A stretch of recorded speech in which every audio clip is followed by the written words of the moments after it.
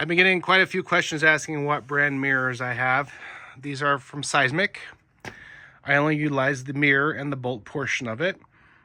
To access the mounting area, you simply take off all these screws.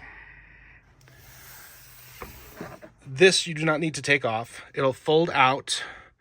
You'll see behind there that there's access for a bolt.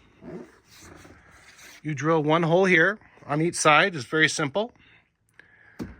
Tighten the bolt, put the plastic back on, and you're ready to go. Again, I like these better versus Kawasaki because they don't stick out as far. Where I drive, we have something called Arizona pinstriping, a lot of brush, and the more stuff that sticks out, the more stuff that gets torn off. You hit these, they simply go in, just pull them back out. They do come with a lifetime warranty, and they're not very expensive. Any questions, you can give me a buzz at 815-321-3888. Or send us an email at theatvsuperstore@gmail.com. My name is Thor. Have a great day.